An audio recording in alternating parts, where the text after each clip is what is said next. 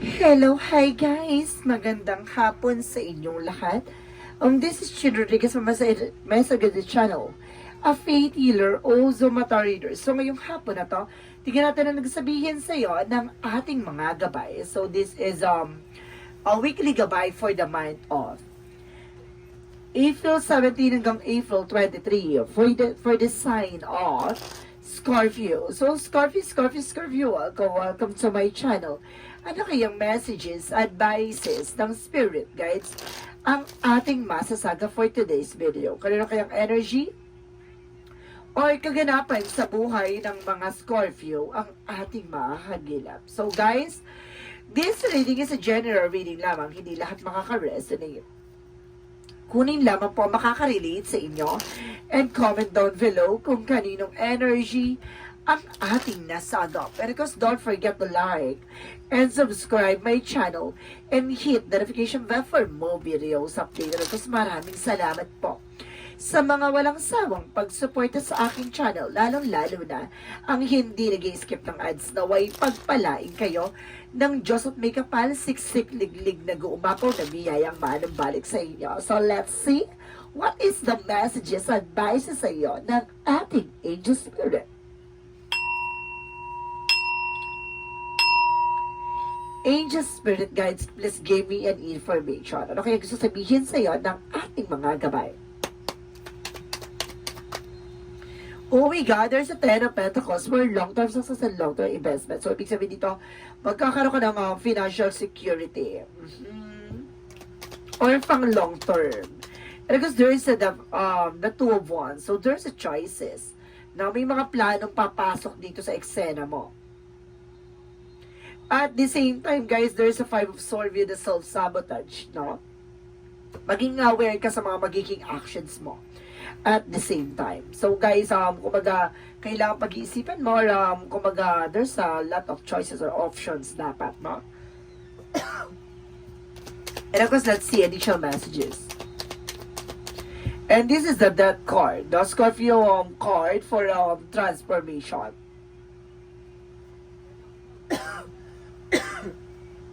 May mga bagay unti-unting magbabago, unti-unting magtatransfer, unti-unting magde-develop.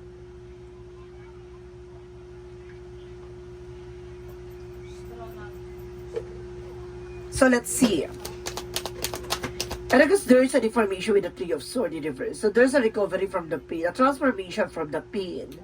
No, para nakalaya ka na sa kirot at sakit at pigating pinagdaanan mo.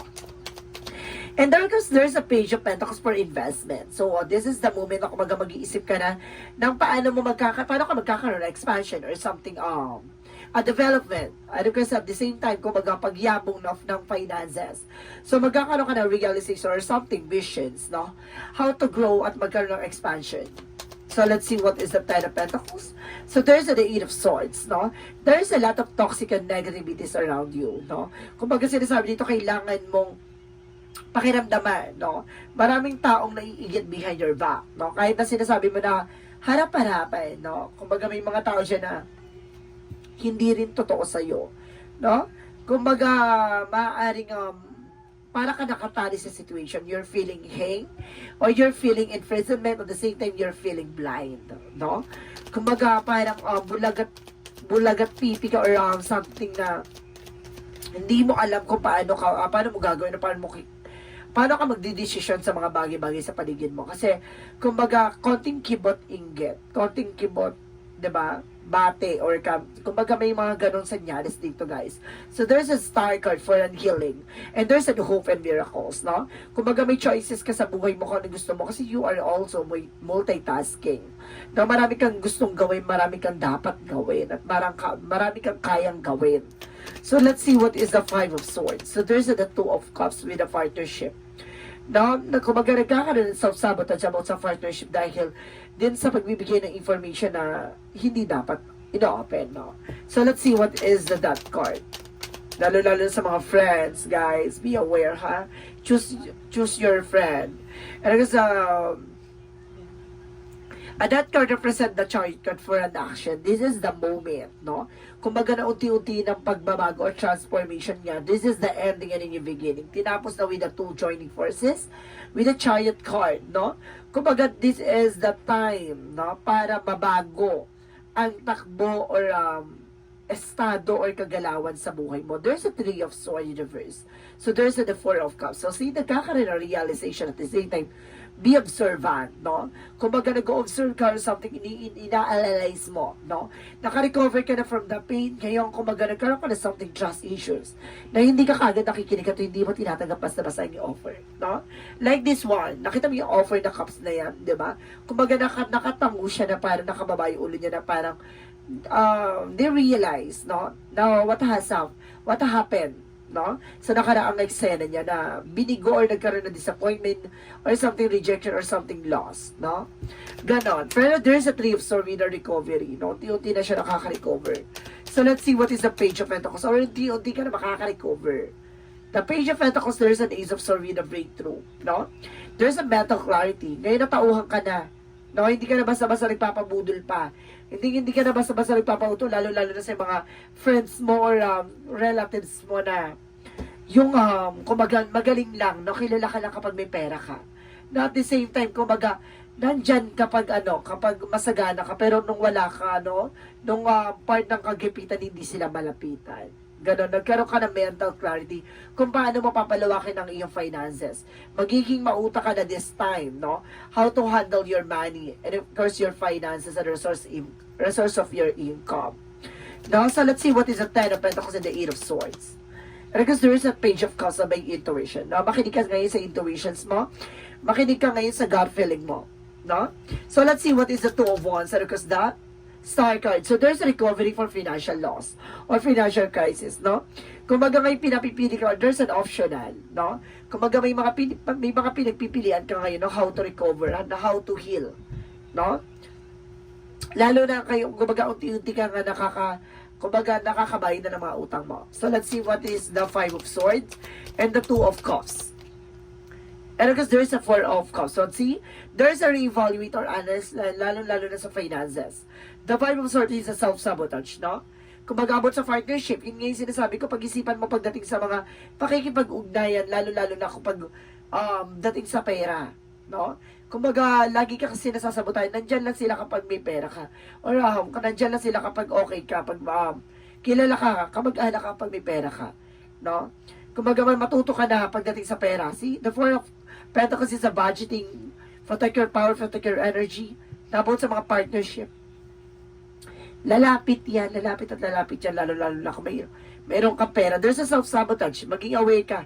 Kasi ikaw lang yung gagawa ng ikapapahamak mo. Diba? Kasi pag nawalan ka, wala na. So, let's see what is the Death card and because the Chariot card.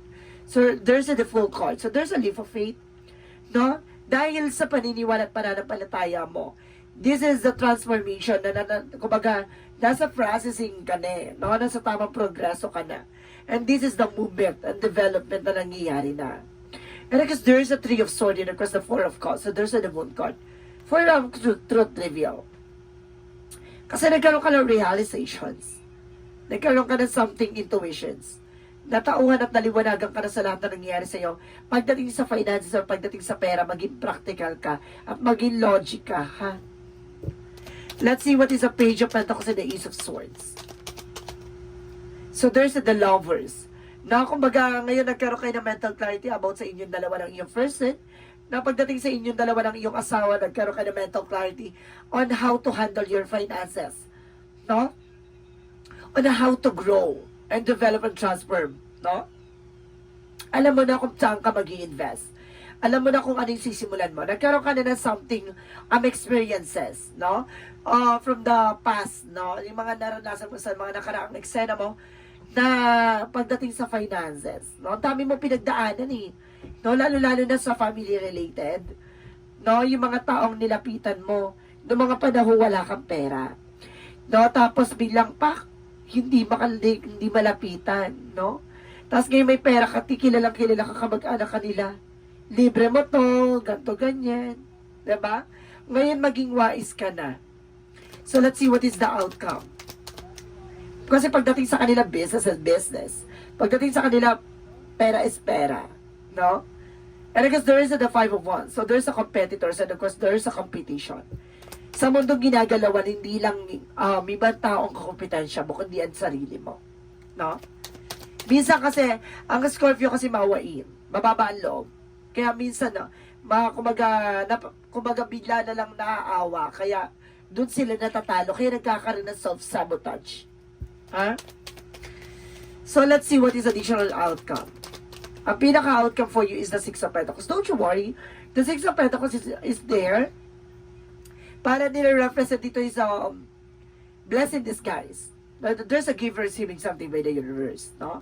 Tutulungan ka dito ng ating mga gabay para magtuloy-tuloy about sa finances mo. Additional messages. And because there's a Nine of Swords in reverse, Nine of Wands and across in reverse. So, para sinabi dito na tapos na yung pagtsatsaga. Tapos na yung tamang proseso. Tapos na. No? Ito na yung reaching your goal na.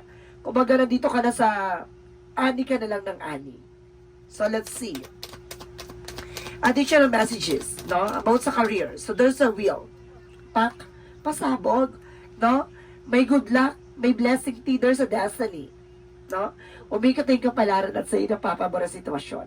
Ngayon, kumbaga binaligtad na sitwasyon. Ikaw na yung may hawak ng pagkakataon. Diba? And because there is a Six of Swords, a transition. See? Binaligtad eh. May something pagbaligtad dito na sitwasyon. Yung dating dinadown ka, yung dating binababagsak ka, ngayon ikaw ay nasa on the top. No? So let's see additional messages about pa sa career. Additional pa. So there's the Hierophant.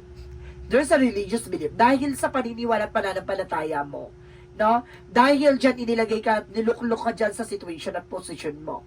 And then of course, there's the word card, no? There's an all aspects, no? 4 na elemento ang sumusubaybay at gumagabay sa'yo dito na nagre-represent sa iyo ang mundo. Na umikot ang kapalaran at sa'yo pumabor ang sitwasyon. No? Di ba? Kung panghawakan mo kung ano yung mga bagay na nangyayari sa'yo and protect your power and protect your energy. And don't forget that don't lose hope. And of course, ang sinasabi dito, panatiliin mong gawing sentro ang ating Panginoon sa mga bagay na ginagawa mo. Mag-i-stay ang iyong blessings, no? So let's see additional messages about naman sa love life. So love life is the Three of Wands, and of course, there's an Ace of Wands. So the Three of Wands muna. There's a waiting for a soul to waiting for a ship. So there's a word waiting for. So some of you, if you were single, guys, no? Kumbaga, mas deserve mo yung taong darating. No? Mas worth it yung pag-aantay mo. And of course, there's an Ace of Wands, no? There's a new beginning. And of course, there's some success. Some of you, if you are in a relationship, if you are in the relationship, if you are got married, or something, may asawa ka, may jowa ka, may karelasyon ka, anumang uri yan ng relasyon, no? Ay maaaring magtagumpay ka. So let's see, additional messages. Kala mo, Scorpio, lagi nasasaktan. Don't you worry. Kumbaga, pagdating sa love talaga mapagtatagumpay ka naman. Marami ka ng pagdadaanan. No? Marami ka na talagang unas na pagdadaanan. Additional messages about sa health. So there's a Seven of Cups. There's a lot of options. There's a lot of confusion or something. A lot of information. And of course, there's an Ace of Wands. Wands represent communication and of course movement. So ibig sabihin dito, pagdating sa health mo, no, marami kang nararamdaman ngayon, no? At sinasabi dito, there's an information with a result. No? May solusyon. May mga bagay na kailangan piliin mo. Iwasan mo yung mga bagay na alam mo nagpapagulo sa sitwasyon mo. Now, let's see additional messages. Now, about naman sa magical fairy messages.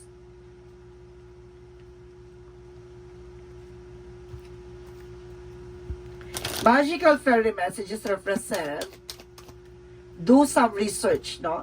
Alamin at tuklasin. Kumbaga may mga bagay na kailangan ka pang malaman. You need more information about this situation. Look it in further before proceeding, no? Bago ka mag-proceed sa isang situation, bago ka mag-proceed sa isang desisyon, pag-isipan mo. Alamin mo kung ano yung magiging disadvantage and advantage ng situation at na magiging outcome. And there's a summer. Ngayon summer season, no, everything that you're asking for becomes your in the summertime. No, lahat ng mga hinihingi mo, lahat ng mga bagay na gusto mong matanong, lahat ng mga gusto mong masagot. No, ngayong summer season, masasagot na yan. So let's see what is the yin and yang oracle card. And there's an offer. Venus sign. So, ibig sabihin talagang may darating na offer sa'yo, there's a surrender.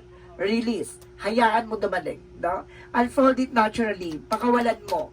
Huwag mong masyadong inaantay. There's an action and beginning. Kumilos ka at magkaroon ka ng bagong simula. No? I-encourage mo yung sarili mo na continue what you're doing. No? So, let's see what is the synchronicities. Pasensya na guys medyo minamalat ako ngayon. Nilalaban ko lang talaga. Kasi hindi na ako nakapag-upload mga ilang araw. So, please like and subscribe my channel. And of course, don't forget to share these videos. No? And of course, pakiano na rin, no? And of course, don't skip the ads. Oh, come on. So, let's see. Additional messages for synchronicities.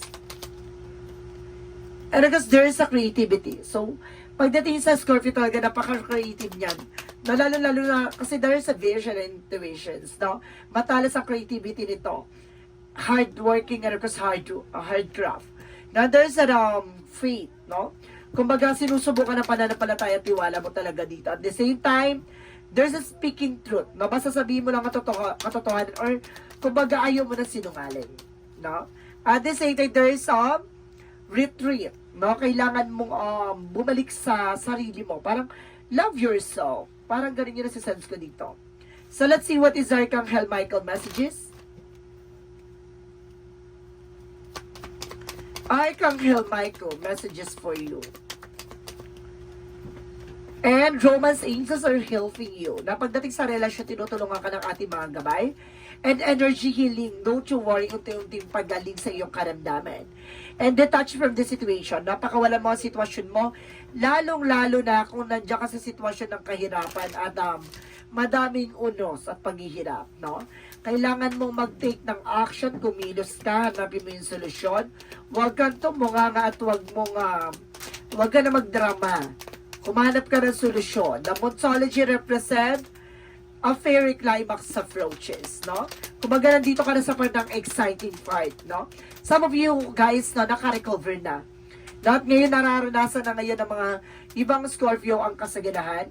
At they say na yung iba naman, nandun ka pa sa climax, no? Nandun ka pa sa exciting part ng pawala na yung problema. Yung parang pa-release na. So, kailangan yung grind lang ng grind. At the same time, nandun ka pa sa part ng kung nag-i-struggle ka pa ng ng mga problema. Don't worry after that. After nyan, no? Kumbaga, nandun ka na sa parang unti-unti paghinawa na. And because there is at the end of the cycle approaches. So, see? Patapos na siya. And you are good enough. No? Sapat ka naman daw. At maganda yung sitwasyon mo dito na unti-unti pagbabago. Na unti-unti pag-recover.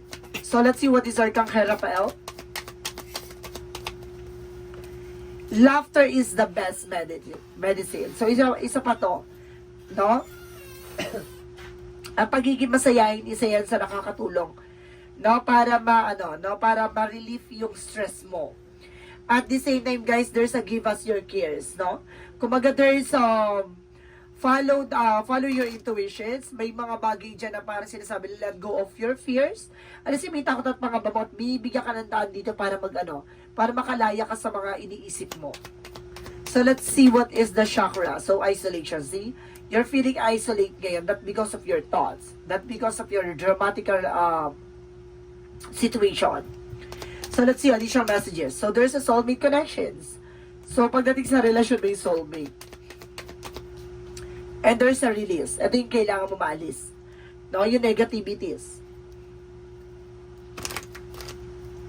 Additional messages, no? For angel spirit. So, there's a body works. Energy, body massage, physical therapies, exercise, ay makakatulong sa'yo, no?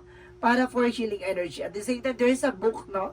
Kumbaga, libro mo na itong binabasa, kaya galingan mo. No? Kumbaga, chapter mo na to. Kaya may mga bagay dito na parang binabasa na yung situation mo, yung mga nangyayari sa'yo. Kumbaga, kailangan mo magpatuloy, no? Eto na, nasa tamang pagkakataon ka na, at kwento at buhay mo na yung binabasa ng ating gabay. Kaya dapat, kailangan mo na mag-take ng action kasi susunod dito, ano na, kumbaga makaka-recover ka na, ganon. At makakalis ka na sa situation mo. And there's a freedom, I told you, makakalaya ka na. No? Lalo-lalo na sa mga iniisip mo, there's a create an own happiness. And there's a grief, no? Ngayon, kumbaga yung, alam mo yung nangyayari say from the past is, kumbaga gagawin mo na lang siyang historical. At the same time, kumbaga, there is this opportunity to learn and then appreciate it, no? Kumbaga, may mga bagay na nangyayari sa buhay mo, may ibig sabihin, and there's an instrument with God na kailangan mo talagang pagdaanan yan para mahubog ka, no? At the same time, there is a health, no? Lalo-lalo na sa there's on health issues. No? Kumbaga, sinasabi, pangalagaan mo yung sarili mo. So, let's see what is additional messages for Angel Spirit. And there's an earth pulsing. So, there's a time to nature. So, kailangan mo na ng nature, guys. So, kailangan mo na ng dagat or sariwang hangin. And of course, there's a cosmic heart, devotions, no? Kailangan mo magdasal, magmuni-muni, lumapit at surrender kay God. Lahat ng worries na request problema mo. So, let's see additional messages for Angel Spirit. And there's a source with divinity, no? Kumbaga, nandito na ang ating gabay to give you an enlightenment, no? And there is a winter veil releasing transition, no? Kumbaga, pag-alis at pagtalikod sa mga problema ay, kumbaga, kamalian yon. Kailangan mong tapusin yung problema na yon. Hindi mo dapat tinataligo. At sinasabi dito, kumbaga ito yung magbibigay ng transition sa'yo, ang pagbabago, na kailangan mo munang tapusin. Hindi ka sagutan ang another na utang na naman para masolusyonan mo, no? At the same time, there is a resolution. See? Problem solving, solution. May solution talaga dito, guys. Wait lang, guys, ha.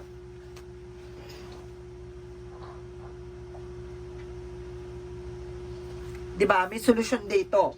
So, let's see what is the energy. The energy represent what? Broken-hearted. So, some of you guys, there's a pain, no? Kumbaga, nasaktan ngayon. Kaya parang nakombo ka eh. No, kombo ka. Kumbaga, nasaktan ka na sa pag-ibig. Kumbaga, nakakaranas ka pa ng kagipitan ngayon. At the same time, sinasabi sa'yo dito, makaka-recover ka na. Stop overthinking. There's an overthink. Oh my God, ang bigat ng pakiramdam dito. Oh my God. Bila ko na ano dito. Bila ko nakaramdam ng bigat dito. My God, ang grabing bigat ng pasani ng nararamdaman mo ngayon. Meron dito guys na parang, meron ditong yumao, kaya pala lumabas yung the death card. Meron ditong may namatay na mahal sa buhay. Na it's either yung asawa mo, no? Or yung anak mo. Or something ganun. Parang may namatay dito, kaya parang ang bigat. Parang kumbaga nabaong ka sa problema at utang. And because there's an AM video always even at the end of the world, no? Kumbaga, wag ka mag-alala, no? Parang inaano ka dito na hindi ka daw nag-iisa. No, lumapit ka sa ating Panginoon. Kaya, parang sinip out eh. Ang ganda ng eksena dito, guys, no? Parang from 0 to 10, no? Kumbaga, bigla kang nagkaroon, no? Kung, alam mo yung parang, magiging malaking historical talaga to. Yung dating pinagdaanan mo, tapos parang ikukwento mo na lang siya sa mga susunod na henerasyon mo. Ganun yung nangyayari dito, guys, na ang bigat. Na may mga karanasan ka ngayon dito na, kumbaga, or pa dito ka na sa pa-recover ka na. No, pero yung naramdaman ko yung bigat eh, na there's a broken heart, na parang, hindi mo ina-expect eh, ganun ang nangyari, or something. Na parang napag-iwanan ka ng plano, parang ganun. And there's a forgiveness. Ganun talaga yung pagpatawad mo. May mga bagay na hindi ina-adya. And there's a helpful people. Maraming taong tutulong sa'yo. At the same time, there is a don't stop. Huwag kang hihinto. Tuloy-tuloy lang. Kaya pala there's a parang imprisonment or something na parang hindi mo alam kung paano mo sisimulan. At hindi mo alam kung paano ka magsisimula. So let's see what is the Romance Angels. O, see worth waiting for. Na mas maganda yung naghihintay na tayo. Ngayon parang Siguro naghihintay ka na lang ng pag-ibig or may tao magmamahal sa'yo. No? So, let's see what is additional messages for angel's number. Grabe ha, ang bigat ng ano na yon. The angel's number represent what? 0404 by flow down. So, sinasabi dito, pay close attention to the people in your life, your surroundings, and your physical health. Don't freak out. It's just a warning to be careful and awake to avoid any further issue, communication clearly, and keep healthy boundaries. So, see? Kaya may there siya ng health issues eh. Kumbaga, kailangan mong umiwas, kailangan mong mag-pay attention sa mga kinakain mo, sa mga nangyayari sa iyo, no? And of course, parang minumulat ka dito, may mga bagay na kailangan ka iwasan, lalo-lalo na sa health. And of course, iniisip mo, no? At the same time, may mga bagay na mali kang ginagawa. Kailangan mo mag-pay attention, slow down, dahan-dahan.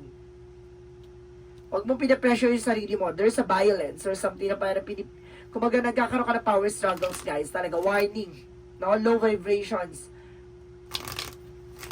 So, let's see what is the messages of life. Forgiveness. Meron dito na parang there's a forgiveness with kapatawaran sa sarili, parang ganon. Para pili mo sinisisi mo yung sarili mo sa lahat ng nangyari. And sinasabi dito, today, I bless each soul I've received to have hurt me. I release them to their own greater good. I can now see that my fast provides me with the lessons that help me live fully. That presence no longer struggles with the has had been said and done. I am grateful for every experiences that has brought me here. I feel myself with a love that is pure and free. No? Kumbaga sa dami mong naranasan na sakit at kirot at pagsisinungaling ng mga tao sa paligid mo, sinaktan ka, no? Lahat ng mga struggles and of course failure, disappointment, rejection, lahat ng mga bagay na pinagsama-sama sa isang emosyon. Kumbaga ngayon nag-i-struggles ka at ngayon nararamdaman mo na kumbaga tinapos mo na ang kalungkutan at sakuna na nangyayari sa isang nakaraan. Ngayon kumbaga unti-unti mo na tinatanggap, no? Na lahat ng tao hindi mo dapat i-please. At the same time, hindi mo dapat kumbaga hindi mo dapat pinipilis at hindi mo dapat pinipilit yung mga bagay na alam mo sa sarili mo na kumbaga hindi ka parehas ng puso nila at hindi sila parehas ng puso mo. No? Kapag gano'n, parang iba yung nararamdaman mo at iba yung nararamdaman nila at hindi lahat ng gagawin mo ay ibabalik din nila sa'yo na gano'n din. So, ibig sabihin dito, matuto ka na at kumbaga, maging lesson sa'yo yung nangyari sa'yo sa buhay mo na pagdating sa mga bagay-bagay, there's a slow down. No, dahan-dahan at maging aware ka sa magiging actions mo at sa mga gagawin mo. No? Umiwas ka sa mga bagay na alam mong at the end of the time ay hindi rin na magsiserve sa'yo. So, matuto at kailangan mong pakakatandaan. So, guys, this is a weekly gabay for the month of April 17 hanggang April 23 for the sign of Scorpio. So, Scorpio, maraming salamat for this wonderful reading. So, once again, this reading is a general reading lamang. Hindi lahat makaka-resonate. Kunin lamang po makaka-relate sa inyo. And comment down below kung kaninong energy ang ating nasagap. Maraming salamat. And see you in the next video. Bye-bye and babush!